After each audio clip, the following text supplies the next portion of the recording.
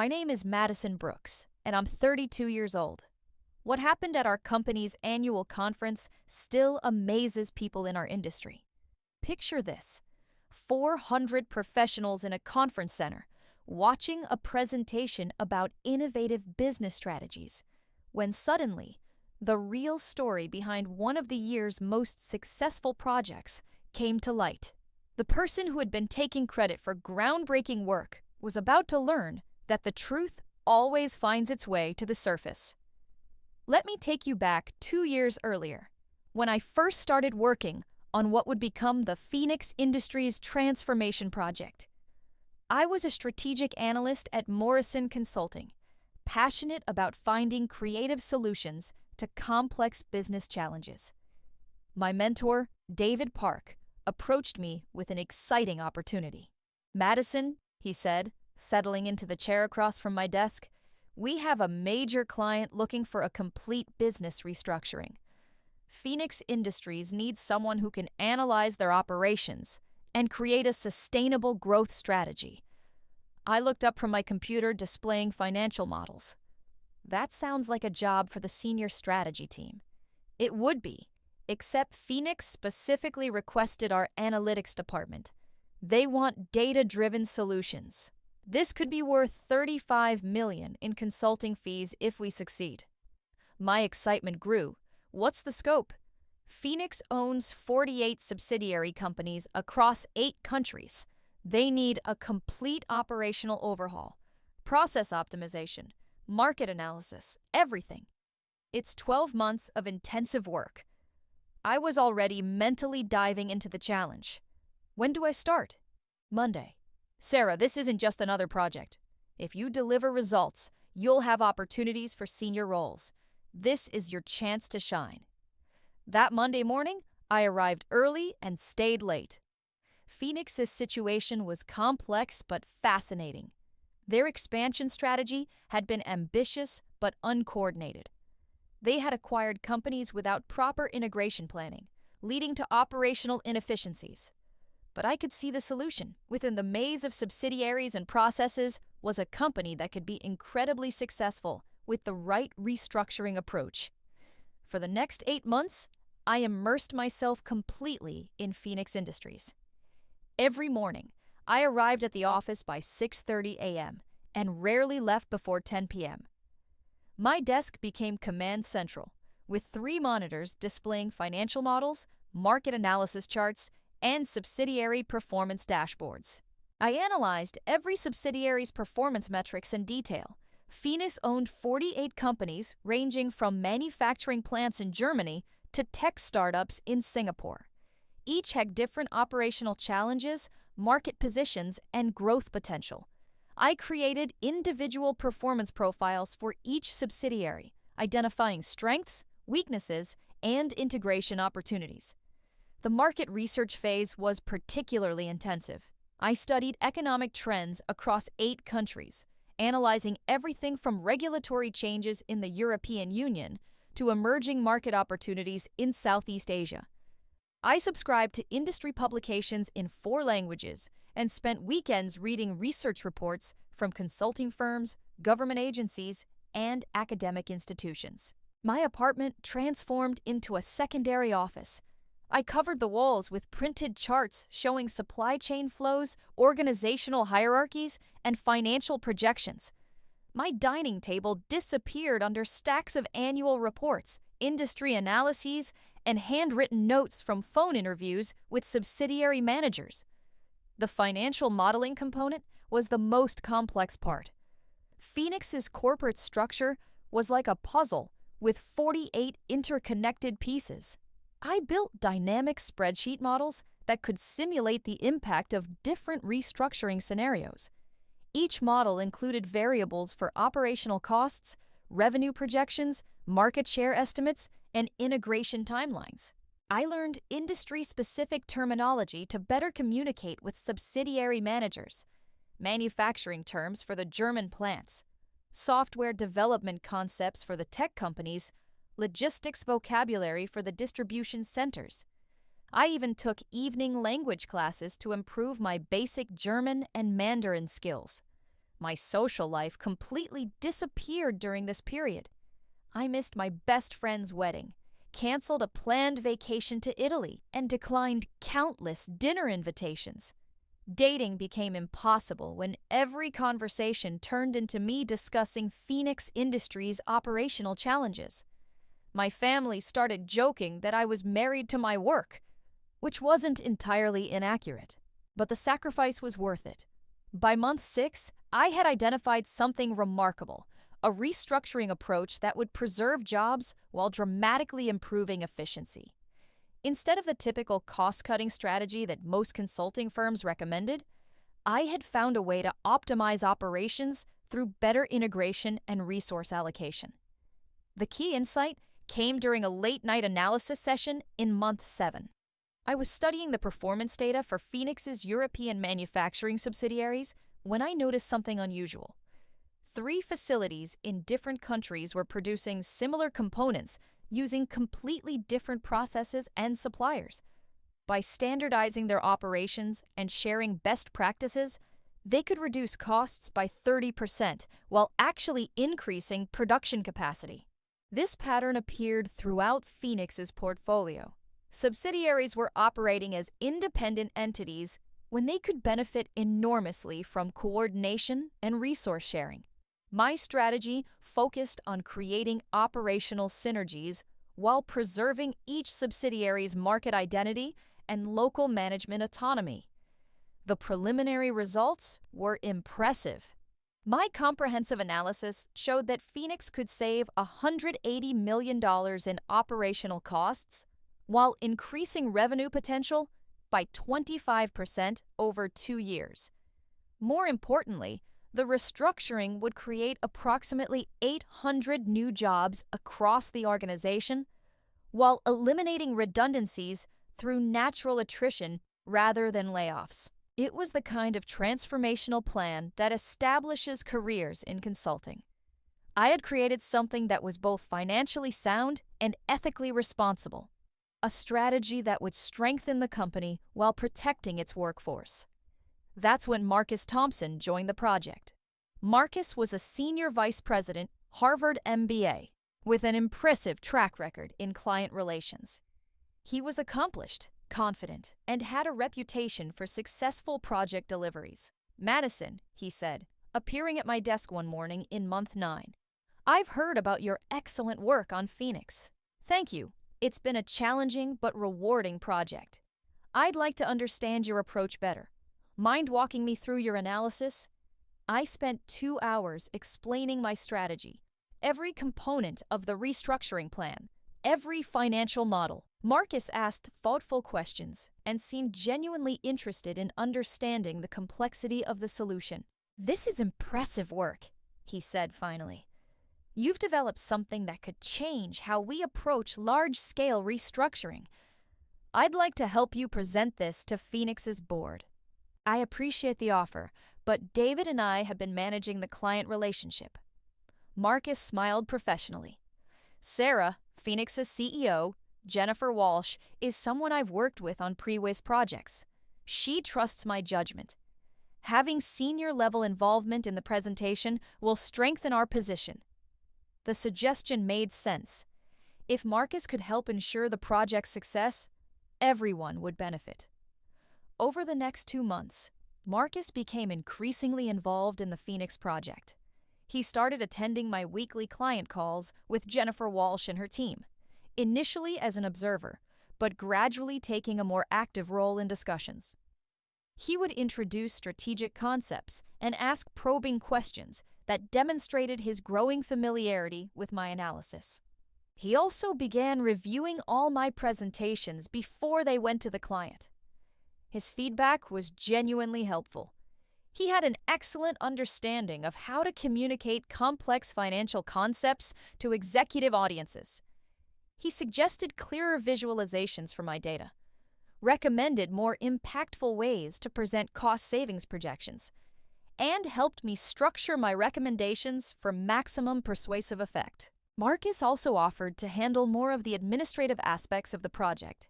He took over scheduling client meetings, managing project timelines, and coordinating between different departments at Morrison Consulting. This freed up significant time for me to focus on analysis and modeling, which I initially appreciated. During this period, he would often stop by my desk to discuss project developments. "How's the subsidiary integration analysis coming along?" he'd ask. "Have you identified the optimal resource sharing opportunities yet?" His questions were always insightful and demonstrated that he was staying current with every aspect of my work.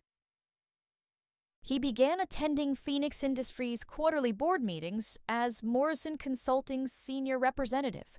These were high-level strategic discussions where major decisions about the restructuring implementation were made. I wasn't invited to these meetings initially, which seemed reasonable given that they were focused on executive-level policy rather than technical analysis. What I didn't fully understand was how Marcus was positioning himself in these communications with the client. I assumed he was representing our team's work accurately and ensuring that my contributions were properly acknowledged in senior-level discussions. The first concern came when David pulled me aside after a team meeting. "Sarah, I need to ask you something. Are you comfortable with how the Phoenix presentation is being structured?" "What do you mean?" "Marcus mentioned that he'll be leading the board presentation. I thought you were planning to present your own strategy." My heart sank. I haven't agreed to that arrangement. That's what I thought, but he seemed confident about the presentation format. That afternoon, I approached Marcus directly. He was finishing a phone call when I entered his office. "Jennifer, I'm very confident in the strategy we've developed," he was saying. 12 months of intensive analysis have gone into this proposal. Of course, I've had excellent support from my team, but the strategic framework represents months of development work.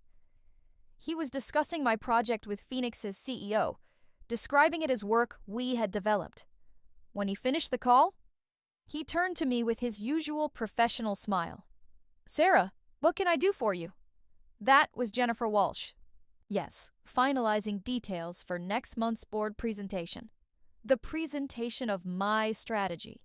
Our strategy, he corrected smoothly. This has been a collaborative effort.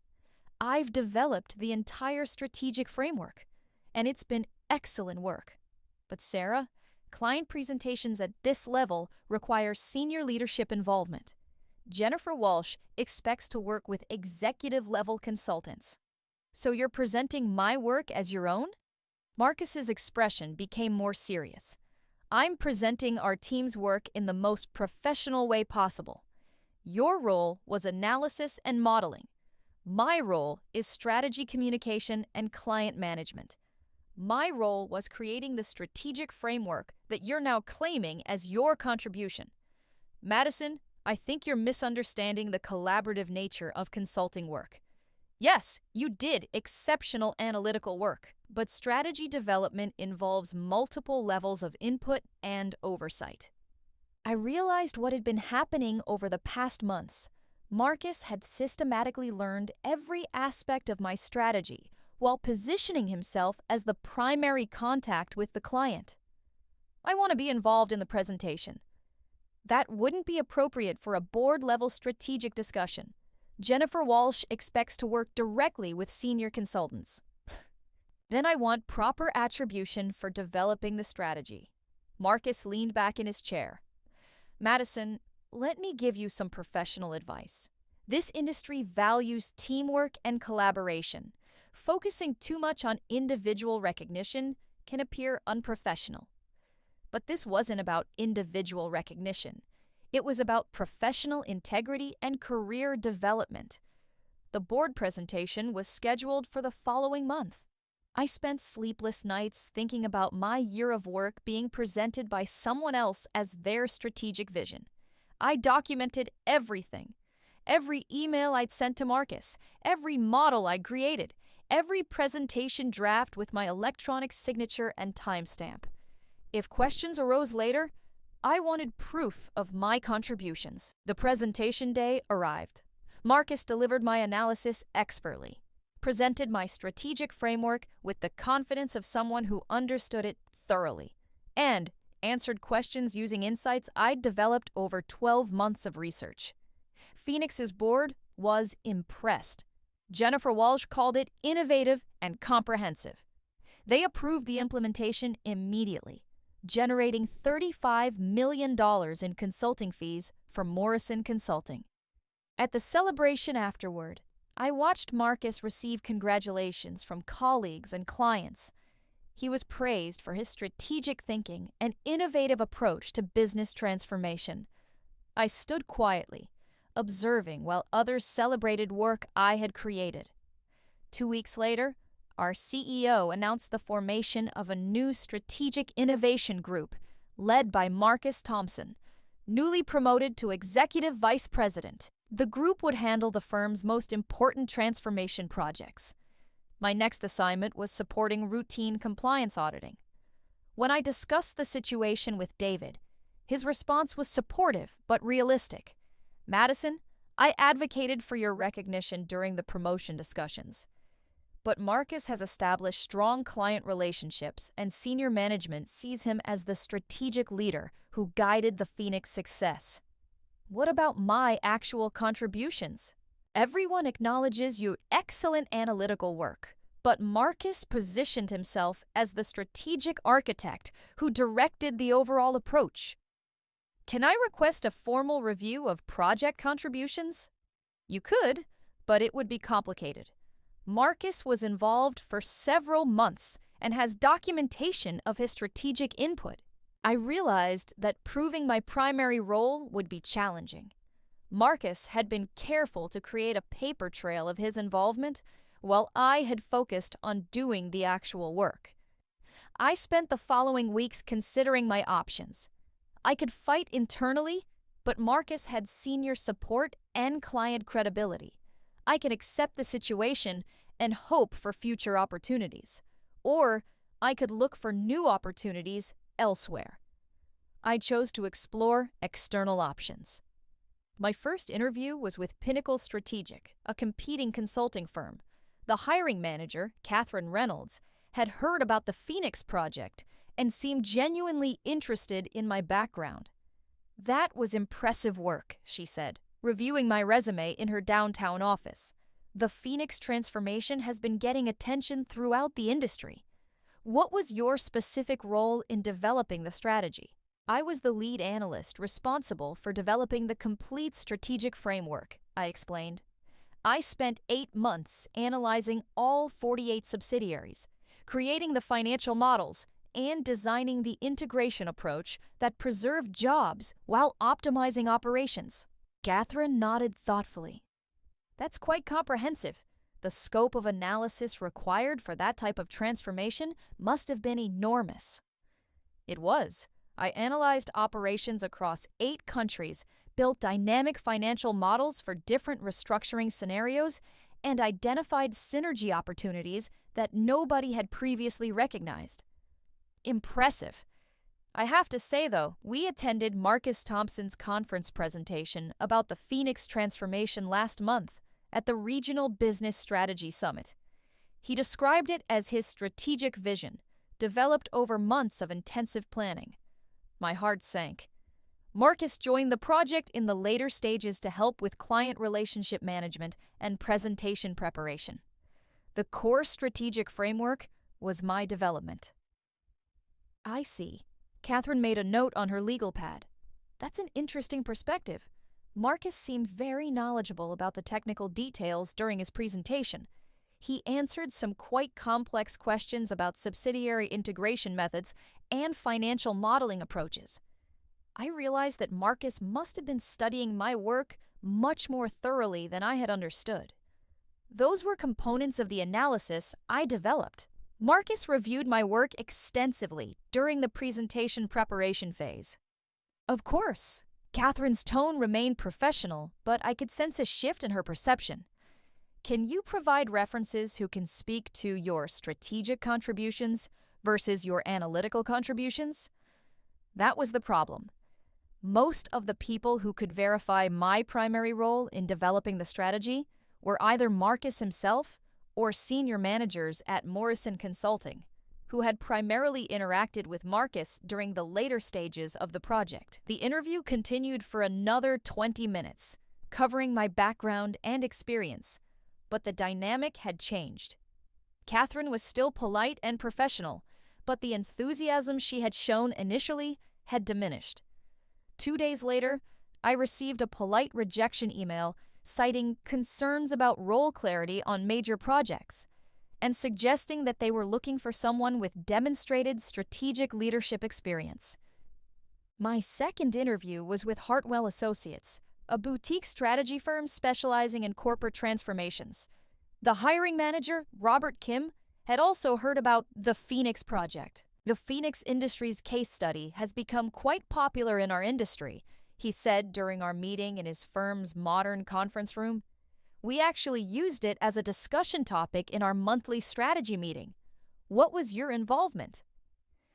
I was the primary strategist who developed the restructuring framework, I explained.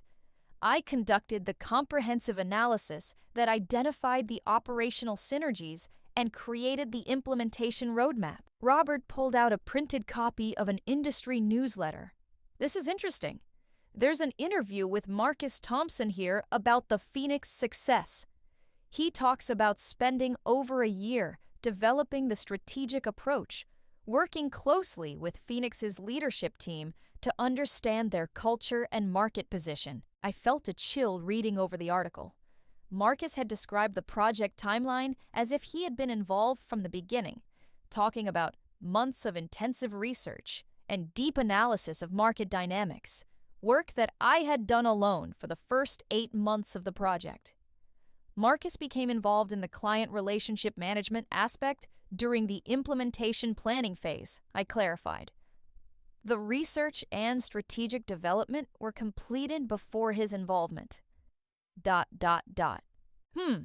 Robert looked skeptical. That's not quite how it's described here. According to this interview, the strategic framework emerged from collaborative workshops between Marcus and the Phoenix leadership team. I had never heard of these collaborative workshops. Either they hadn't happened, or Marcus was describing our client presentation meetings in a way that emphasized his role while minimizing mine. After 3 similar interviews with comparable outcomes, I realized that Marcus's version of events had become the accepted industry narrative. Professional publications, conference presentations, and industry networking conversations all credited him as the strategic architect of the Phoenix transformation. My actual contributions had been effectively erased from the public record. 6 months later, I was still searching for appropriate opportunities when I received an unexpected call from Jennifer Walsh, Phoenix's CEO. Madison, I hope you remember me from the Transformation Project. Of course, Ms. Walsh. How is the implementation proceeding? Very well, actually. That's why I'm calling. We're so impressed with the results that we want to expand the strategic approach to our European operations. I'd like to discuss having you lead this expansion as our Director of Strategic Operations. I was stunned. I'm honored, but I should mention that Marcus Thompson was the senior consultant on your project. Yes, Marcus was professional and managed the client relationship well. But Sarah, I've been in business for 20 years. I can tell the difference between someone presenting a strategy and someone who created it. What do you mean? During the board presentation, Marcus delivered everything flawlessly. But when board members asked detailed questions about implementation specifics, he consistently deferred or gave general answers. Someone who actually developed the strategy would have had deeper insights into operational details. I see. Additionally, when we had questions during implementation, our team found that the most accurate and helpful responses came from you, not from Marcus. It became clear who really understood the strategic framework. Jennifer's offer was extraordinary, a senior position with significant responsibility and compensation that reflected my actual contributions. We're implementing your strategy, Sarah. We want you to lead its expansion. This is your work, and you should be the one guiding its development. I accepted immediately. My first day at Phoenix Industries, Jennifer called me into her office. Madison, I owe you an apology. During the original presentation, I sensed something wasn't quite right, but I couldn't identify what it was. Now I understand that we weren't hearing from the person who actually created the strategy. How did you figure it out? Experience mostly. I've worked with many consultants over the years. There's usually a passion and detailed understanding that comes from someone who created something innovative. Marcus was technically competent, but he lacked the depth of insight that typically accompanies original strategic thinking. Over the following months, I led the European expansion of my restructuring approach with complete autonomy and proper recognition. Jennifer gave me a team of 12 analysts and project managers, along with a budget of $2.3 million for the 18-month implementation project. The European expansion was even more complex than the original Phoenix transformation. We were dealing with subsidiaries in 7 countries, each with different regulatory environments, cultural contexts, and operational challenges. The German manufacturing plants operated under strict labor protection laws. The French logistics centers had complex union agreements, and the British tech companies were navigating post-Brexit regulatory changes. But having full authority over the project made all the difference. I could implement my strategic vision without having to filter every decision through someone else's interpretation or risk having my contributions minimized.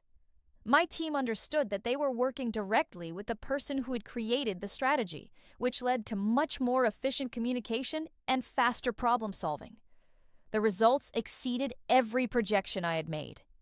Within 12 months, our European operations showed a 38% improvement in operational efficiency while actually expanding our workforce by 15%.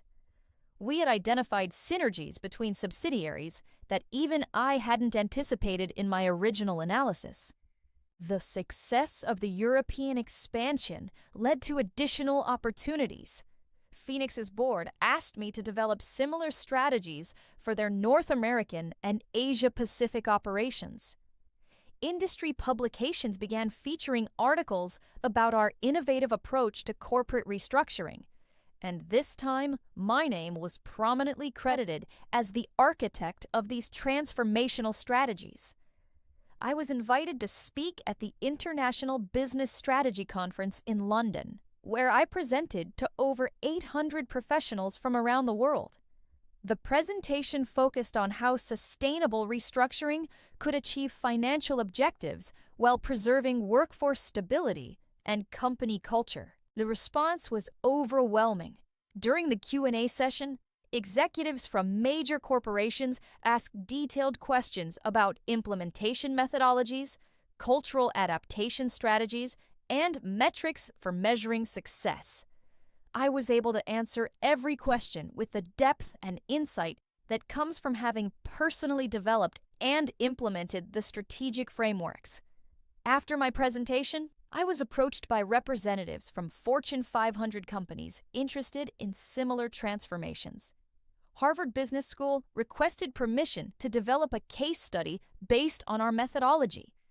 3 major consulting firms offered me senior partner positions with significant signing bonuses and equity stakes. But the most meaningful response came from Jennifer Walsh, who had flown to London specifically to attend my presentation. "Madison," she said at the reception afterward, "watching you present your own work was completely different from watching someone else present it. The passion, the deep understanding, the ability to handle complex questions, this is what I should have seen 18 months ago. Thank you for giving me the opportunity to demonstrate my actual capabilities. I should thank you for staying committed to excellence even when you weren't receiving proper recognition. Your integrity and persistence have transformed our entire organization." Meanwhile, Marcus Thompson continued in his senior role at Morrison Consulting, but his career advancement slowed. Without another breakthrough project like Phoenix, his reputation became more about relationship management than strategic innovation. The most satisfying moment came exactly 18 months after joining Phoenix. I was invited to speak at the National Business Strategy Conference. the same conference where Marcus had once presented my work. Strategic innovation, I told an audience of 600 professionals, requires both analytical rigor and creative thinking. But most importantly, it requires organizations that recognize and reward actual contributions, rather than just presentation skills. The audience responded positively. After my speech, dozens of people approached with congratulations and collaboration opportunities. Among them was a young analyst who looked concerned but determined. "Ms. Brooks," she said quietly, "I'm Jessica Liu. I work at Hartwell Industries, and I think my supervisor has been taking credit for my analysis and strategic recommendations." My heart went out to her. "What's happening?" "I developed a market expansion strategy for our Asia-Pacific operations. I spent 6 months on research and financial modeling. Last month, my supervisor presented it to executive leadership as his strategic vision. When I mentioned my role in developing it, he said I was just providing analytical support." The situation sounded familiar. "Do you have documentation of your work?" "Everything. Email threads, draft presentations with my electronic signatures, meeting notes." "But he's been positioning himself as the strategic lead for months." "What would you like to do?" "I want to address this professionally, but I'm not sure how to approach it without seeming confrontational or damaging my career." I handed her my business card. "Call me tomorrow. There are professional ways to ensure your contributions receive appropriate recognition." 2 months later, Jessica's company conducted an internal review of project contributions after she presented her documentation to HR. Her supervisor received counseling about proper attribution practices, and Jessica was promoted to Senior Strategic Analyst with full credit for her Asia-Pacific expansion strategy. 6 months later, I received another call from a young professional facing similar challenges. This time it was Michael Park, a data scientist at a technology firm whose machine learning algorithms were being presented by his team leader as collaborative development when Michael had done the primary research and coding work. "Madison," he said during our phone conversation, "I've been following your career since your conference presentation. I'm hoping you might have advice for someone in a situation similar to what you experienced. Tell me what's happening." I spent 9 months developing predictive algorithms for customer behavior analysis. The work required learning new programming languages, studying behavioral psychology, and creating entirely new modeling approaches. Last week, my team leader presented it to our executive committee as a team innovation, with my role described as technical implementation support. "Do you have documentation of your development process?" "Everything. Code commits with timestamps, research notes, email threads where I'm explaining concepts to my team leader." But he's been positioning himself as the strategic visionary who guided the technical development. "What outcome are you hoping for?" "I want proper recognition for developing the algorithms, and I want to be involved in presenting the technology to potential clients. This could be career-defining work, but only if people understand that I created it." I helped Michael develop a professional approach for addressing the situation. We created a comprehensive presentation documenting his development process, complete with time-stamped evidence and technical details that clearly demonstrated his primary role in creating the algorithms. 3 weeks later, Michael called with an update. "Madison, it worked. I presented my documentation to our CTO, who called a meeting with my team leader and the executive committee. After reviewing everything, they acknowledged my primary role in developing the algorithms and asked me to lead the client presentations." "How did your team leader respond?" "He was embarrassed and defensive initially, but he ultimately admitted that he had misrepresented the collaborative nature of the project. He received formal counseling about project attribution, and I think he learned an important lesson about professional integrity." These conversations became increasingly common. Young professionals, many of them women and minorities, would reach out after seeing my conference presentations, or reading articles about my experience. They were facing similar challenges with supervisors or colleagues who were taking credit for their innovative work. I started dedicating time each month to mentoring these professionals, not as formal consulting, but as someone who understood the frustration of having your contributions minimized or misrepresented. I helped them document their work, develop professional approaches for addressing attribution issues, and identify opportunities to showcase their actual capabilities. What I learned from these conversations was that the problem was much more widespread than I had realized. Intellectual property theft in the workplace wasn't limited to consulting firms or strategic projects. It happened in technology companies, research institutions, marketing agencies, and virtually every industry where innovative thinking created competitive advantage. But I also learned that there were effective ways to address these situations professionally. Documentation was crucial. Timestamps, email threads, draft versions, and development processes that clearly demonstrated intellectual ownership. But equally important was understanding how to present this information constructively rather than defensively. Many of the young professionals I mentored were initially hesitant to advocate for themselves, worried that speaking up would make them appear difficult or non-collaborative. I helped them understand that protecting intellectual property and ensuring proper attribution wasn't selfish. It was essential for maintaining professional integrity and creating environments where innovation could thrive. Here's what I learned through my experience and through mentoring dozens of other professionals. Professional recognition issues are unfortunately common, especially for younger employees, women, and people of color in technical or analytical roles.